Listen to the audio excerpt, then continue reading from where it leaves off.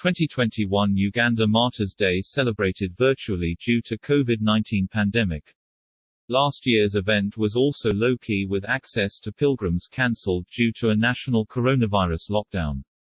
Only 200 pilgrims invited this year due to the COVID-19 pandemic. Ugandan martyrs were first ever black saints from sub-Saharan Africa to be canonized. The Catholic shrine was built at the spot of the martyrdom of St. Charles, Karoli, Lwanga and St. Kizito.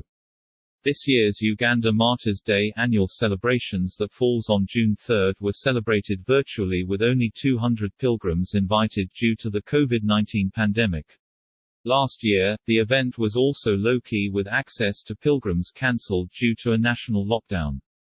The 23-acre Namugongo Martyrs Shrine, located 12 kilometers from Kampala city centre, had been a magnet for annual celebrations on the Roman Catholic and Anglican church calendars before the pandemic, attracting up to 3 million pilgrims from all over the world, walking for days and weeks or commuting from Kenya, Tanzania, Rwanda, South Sudan, Zambia, Malawi, Democratic Republic of Congo, Nigeria and beyond the continent in commemoration of 45 young Christian converts, including 23 Anglicans and 22 Catholics who were martyred between 1885 and 1887 on the orders of reigning monarch Kabaka Mwanga of the Buganda Kingdom, in a test of divided loyalty between king and faith.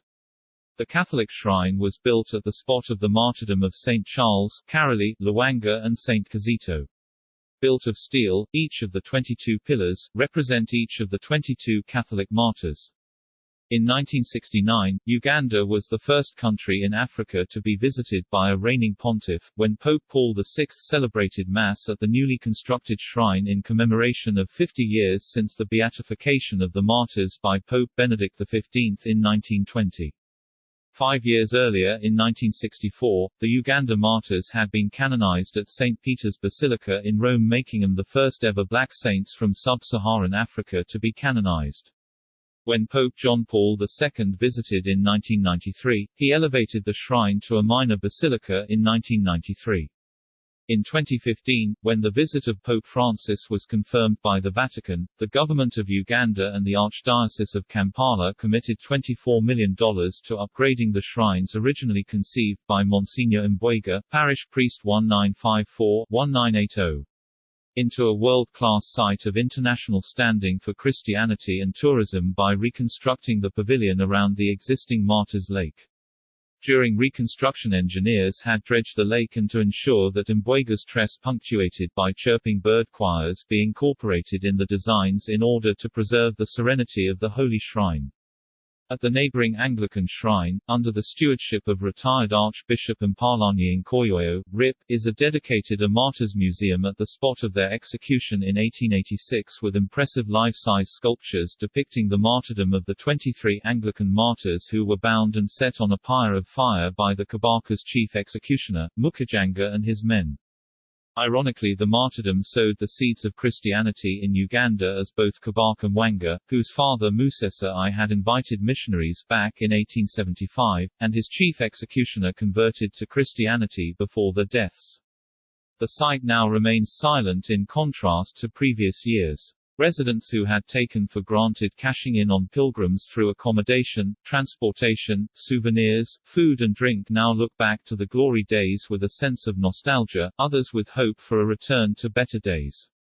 Presiding over the Catholic celebrations animated by Masaka Diocese, Bishop Silverus Jajumba in this year's sermon perhaps summed up the mood, saying, "This year, we assemble under exceptional circumstances. A slim number of the faithful are here physically. The multitudes are at home in virtual attendance. Not that they wish to stay away and watch television or listen to radios or indeed switch on social media platforms. No, it is because the COVID-19 pandemic has dictated and forced us into this terrible situation. We look like the dismembered body of Christ. We are scattered, but it would not be right to say we are in disarray."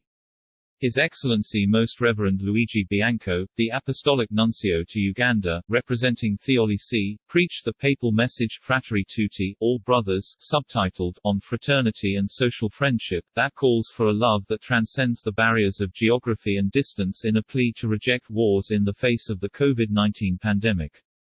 At the Anglican shrine, Archbishop of Uganda Kazimba Magerwa condemned the spate of murders and asked government to come up with laws to fight moral decadence in society.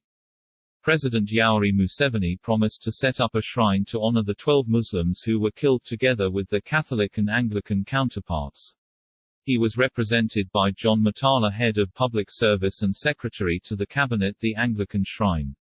Also present were the Speaker of Parliament Hon. Jacob Ulanya and his deputy Anita Among, UN resident representative to Uganda, Rosa Malongo, and the Katakiro, Prime Minister of Buganda, who represented the reigning Kabaka Mwenda Mutebi, great-grandson to Kabaka Mwanga.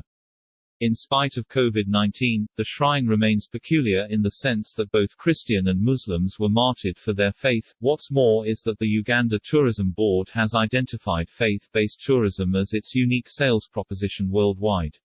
According to Akechi Uko, renowned Nigerian travel business expert, it is not uncommon to find a Nigerian by the names of Lwanga after the Uganda Martyr, a testimony to the impact of the venerated Uganda Martyrs.